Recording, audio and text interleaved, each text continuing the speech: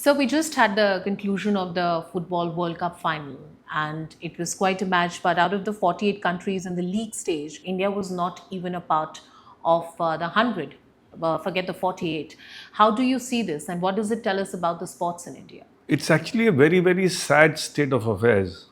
A country with more than 130 crores not being able to field a team which can even merit a qualification in the World Cup. Now, just to understand the economics of merely qualifying, every team that qualifies in the World Cup, merely qualifies in the World Cup, gets about 120 crore rupees to participate in the World Cup. So that's the kind of money that you get for merely for qualifying. And as you go up in the tournament and as you keep winning matches, the money keeps increasing.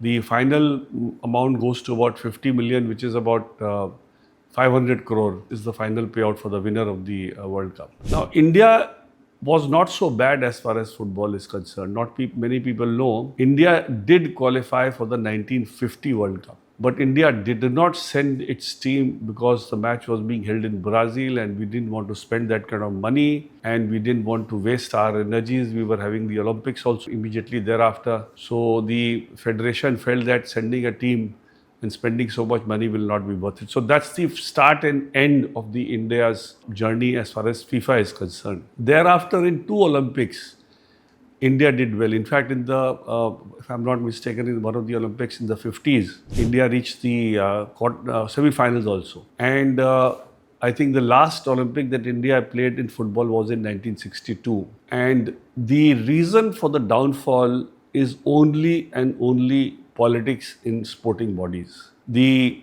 sporting bodies are not interested in identifying budding sportsmen, giving them proper training and trying to build a team so that it can qualify in big tournaments. The sporting bodies are basically just now manned by such people who have no interest in sports but are either there for their social, standing or to make a fast buck if there is some money to be made on the basis of government sponsors or government's grants. And that is the real pitiable condition of our sporting bodies. Just imagine a country like Cape Verde, which has hardly a couple of lakh as its population, that made it to the World Cup.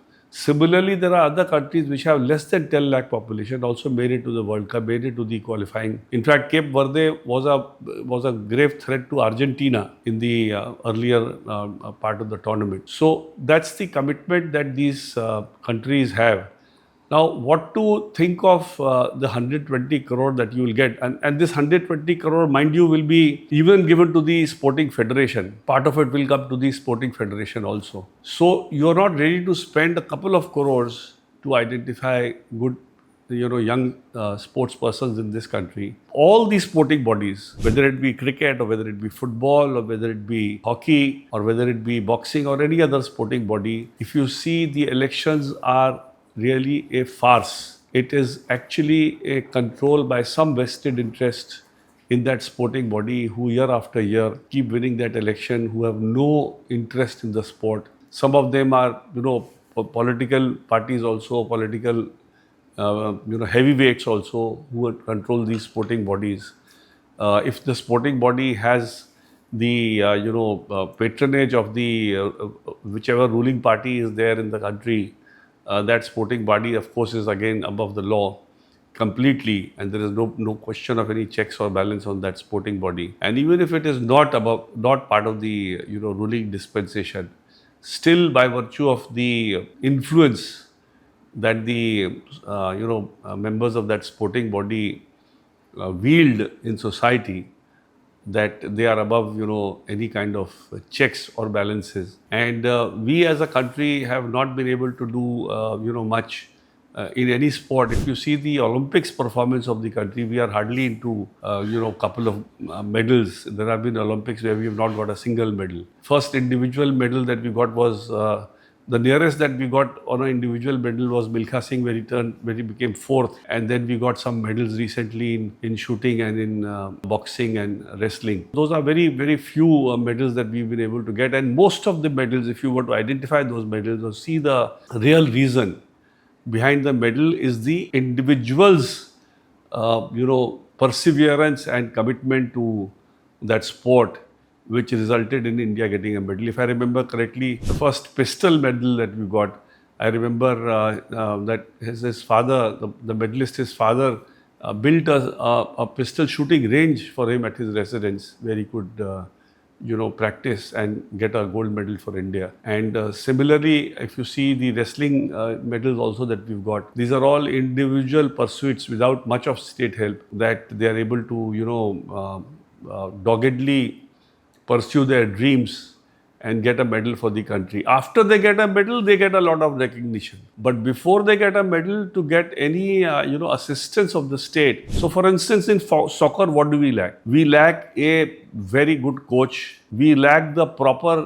ground on which training should happen. We lack, the commitment of our sporting bodies to really move out to find out talent amongst the youngsters of this country. I mean, there are a lot of football being played in our country. But if the identification were to start at the grassroots level, I'm sure, like in cricket, we have now had stories coming from small places, like whether it be Mahendra Singh Dhoni or whether it be Suryavanshi or Ishan. These are all stories of people who have again come up by their individual sheer hard work. So I think that kind of identification is important. That kind of commitment is important to see. Somebody, whoever is in the sporting body, should selflessly be interested in finding the right people and giving them proper training and working towards a goal. It is only then that we can do something. So it's a very, very sad state of affairs, and I don't think why our sporting administrations are not made to, why their heads are not hanging in shame the way our sportsmen are doing, except barring, of course, cricket.